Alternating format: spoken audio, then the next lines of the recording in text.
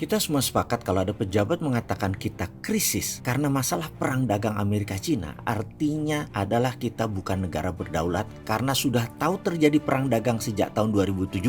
Tetap kita tidak punya rencana kontingensinya atau cara mengcounternya. Itu kita sepakat ya, kalau saat ini kita lemah dari sisi ekonomi. Lalu kita semua tahu harga dolar di awal pemerintahan SBY 2009 harganya adalah 11.500 dan sempat menguat ke 8.500 di tahun 2010-2012. Lalu melemah lagi hingga 12.400 di tahun 2014. Lalu di zaman kabinet kerja awal 12.400 nilai dolar terhadap rupiah melemah ke 14.200 hingga saat ini. Dan di tahun 2019 ini yang jadi pertanyaan, apakah di tahun 2024 pada saat serah terima pemerintahan baru harga dolar berapa? 11.000 kah atau 17.000 kah? Lalu hutang di tahun 2014 ke 2019.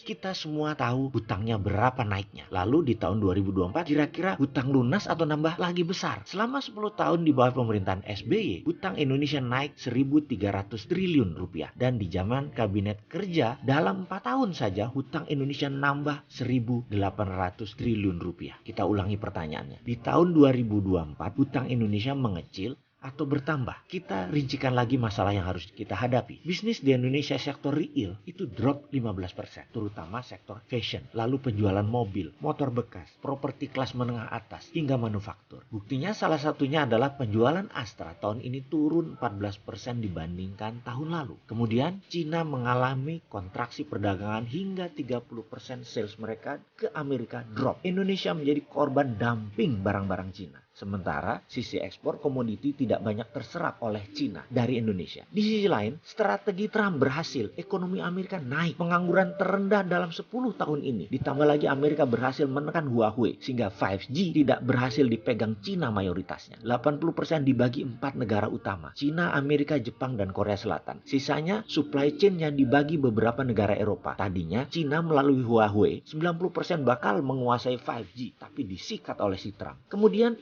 infrastruktur statis seperti jalan tol, pelabuhan, bandara tidak memacu pertumbuhan ekonomi. Di sisi BUMN Indonesia yang bergerak di bidang infrastruktur juga anomali. Banyak kerjaan tetapi mengalami kerugian keuangan dengan hutang yang sangat besar. Karena jalan-jalan tol yang dibangun BUMN banyak yang sepi sehingga operasionalnya sangat rugi. Ramenya lebaran saja. Lalu bagaimana solusinya? Bagaimana supaya tidak terkena resesi? Saya memilih menengok sebentar di tahun 1861 di mana penduduk Amerika saat itu masih 31 juta. Lalu dalam kurun 30 tahun naik menjadi 62 juta. Bahkan di tahun 1910 mencapai 92 juta. Kenapa bisa naik segitu cepat? Apakah karena angka kelahiran? Bukan. Karena terjadi migrasi besar-besaran dari Eropa. Dari tahun 1860 ke 1890, imigran Jerman ada 4 juta. Imigran Scotland ada 3 juta. Imigran Italia ada 3 juta. Dan berbagai negara Eropa lain masuk, terutama Eropa Barat. Baru tahun 1900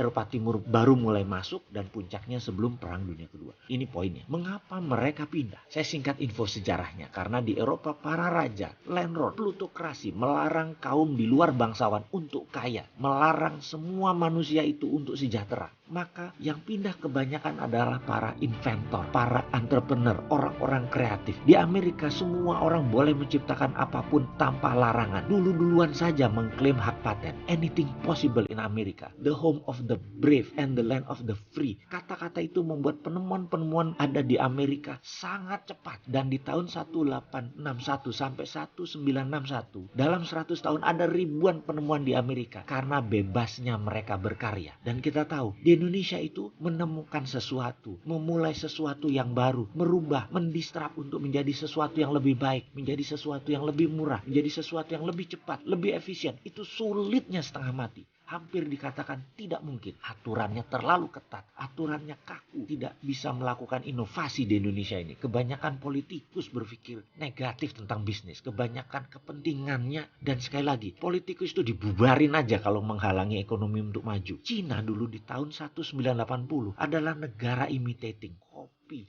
ambil, tiru, memalsukan semuanya sampai mata uang mereka palsukan dengan renminbi dan yuan. Lalu tahun 2008 ke sini baru menjadi negara innovation. Apa saja boleh di Cina, apa saja boleh dibikin di sana. Mereka meniru Amerika tahun 1860 sampai 1960. Jujur, bagi saya duduk dengan petinggi Politbiro bulan lalu di Beijing selama 3 jam. Dan dia merupakan teman lama saya. Dalam 5 tahun terakhir ini udah 10 kali kami bertemu. Ini merupakan pelajaran sejarah dan membuka wacana. Dialah yang menceritakan apa yang Cina tiru dari Amerika. Innovating country-nya itu. Bener deh, dua negara Cina Amerika memang saling memicingkan mata. Tetapi yang bagus-bagus sebaiknya kita tiru. Jangan kebanyakan lobby-lobby politik deh. Yuk bongkar semua aturan. Izinkan anak bangsa, anak milenial mendisrupt everything. Menjadi lebih baik, menjadi baru, menjadi Indonesia. Jadi sarannya adalah bongkar semua aturan dan batasan bergerak untuk pengusaha. Mengenai izin-izin, sertifikat INA ini, macam-macam yang tidak produktif itu buang. Mudah-mudahan dengan usulan di video ini semua pejabat mengerti maksudnya.